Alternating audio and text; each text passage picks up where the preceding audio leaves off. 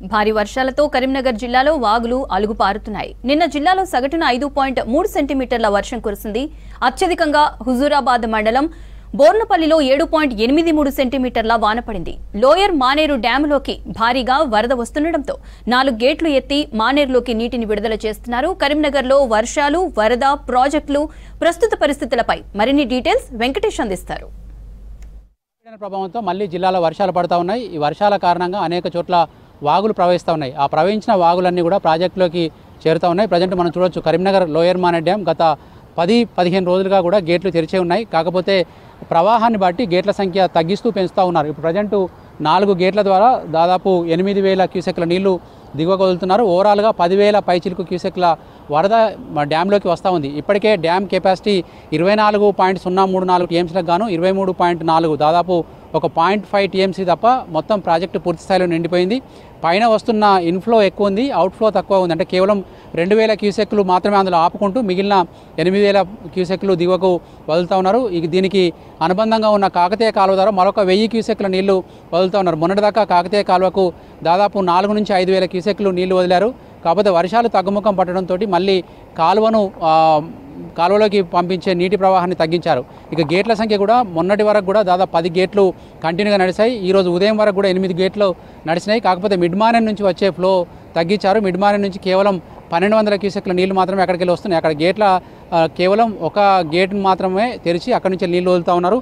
కాకపోతే ఇప్పుడు కురుస్తున్న వర్షాలు మళ్ళీ కంటిన్యూగా ఉండే అవకాశం ఉన్నది కాబట్టి దానికి అనుగుణంగా లోయర్ మానేరు డ్యామ్ అధికారులు గేట్లను రెగ్యులేట్ చేస్తూ ఉన్నారు. వచ్చే ప్రవాహాన్ని తర్వాత బయటికి వెళ్ళే ప్రవాహాన్ని అంచనా వేస్తూ కూడా ఆ డ్యామ్ కెపాసిటీకి అనుగుణంగా కూడా ఫ్లోస్ నియంత్రిస్తున్నారు. ఇక ఓవరాల్గా చూస్తే నిన్న భారీ వర్షాలు మళ్ళీ కరీంనగర్ జిల్లాలో కూడా పలు చోట్ల నమోదైనాయి. హుజూరాబాద్ మండలం బోర్నపల్లిలో అత్యధికంగా 7.8 సెంటీమీటర్ల వర్షం పడింది. అదేవిధంగా జమ్మికుంటలో కూడా దాదాపు 6.65 సెంటీమీటర్ల వర్షం పడింది. ఓవరాల్గా సగటున జిల్లాలో 5.5 సెంటీమీటర్ల వాన పడింది.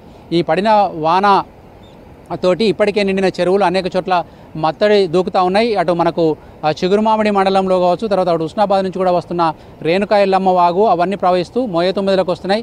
మోయ9 నుంచి వస్తున్న ప్రవాహమే ప్రజెంటు మనకు లోయర్ మానేరు డ్యాంలోకి చేరుతూ ఉంది. ఆ మొత్తం 10,000 క్యూసెక్లలో 8,000 క్యూసెక్లను బయటికి పంపిస్తూ ఉన్నారు. ఇక మనకు ఈ వర్షాల కారణంగా ఈసారి కరీంనగర్ ఉమ్మడి జిల్లాలోని ప్రాజెక్టులన్నీ కూడా జీవం పోసుకున్నాయని చెప్పొచ్చు.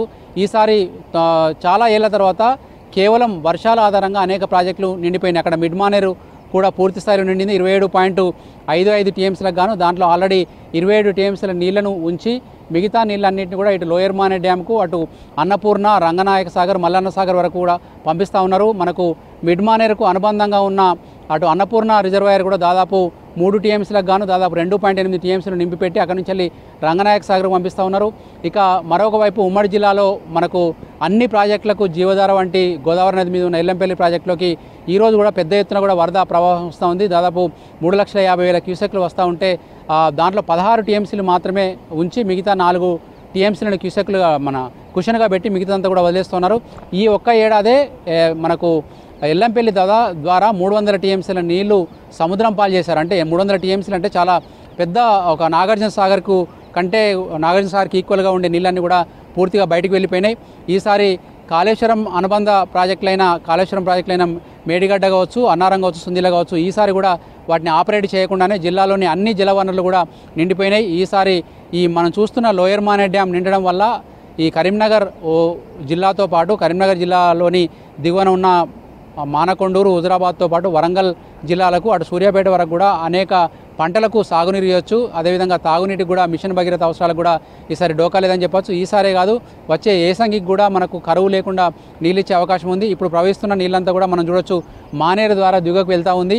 ఈ మానేరు ప్రవాహం అంతా కూడా మనకు అనేక మండలాలు దాటుకుంటూ మనకు మంతిని దగ్గర గోదావరిలో కలుస్తుంది. ఈ ప్రవాహం అంతా కూడా స్థానికంగా ఉన్న 2 వైపులా ఉన్న ఈ వాగుకు 2 వైపులా ఉన్న భూగర్భ జలాలను కూడా పెంచుతూ ఉంది. ఇట్లా ఓవరాల్గా ఇటు భూగర్భ జలాలు పెరగడం, అటు ప్రాజెక్టులు నిండడం, చెరువులు నిండడం, దీంతో కూడా రైతన్నల్లో సంతోషం కనిపిస్తూ ఉంది.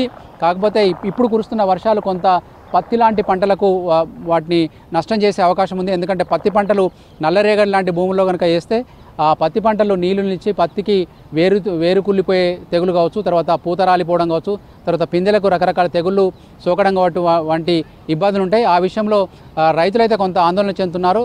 ఓవరాల్గానైతే ఇప్పటికే వర్షాలు కురవాల్సిన టైం గడిచిపోయింది. ఇప్పుడు కురుస్తున్న వర్షాలన్నీ కూడా ఎక్స్ట్రా, అంటే మనకు అవసరం లేని వర్షాలని చెప్పాలి. కాకపోతే రైతన్నలకు మాత్రం మొదట్లో 1-2 నెలలు జూన్ జూలైలో వర్షాలు లేవని బాధపడిన రైతులకు ఇప్పుడైతే కరువు తీరా కురిసిన వర్షాలతోటి ఆనందం వ్యక్తం అవుతుంది. కెమెరామెన్ కవికుమార్తో Venkatesh, V6 news, Karimnagar lower Maner dam నుంచి.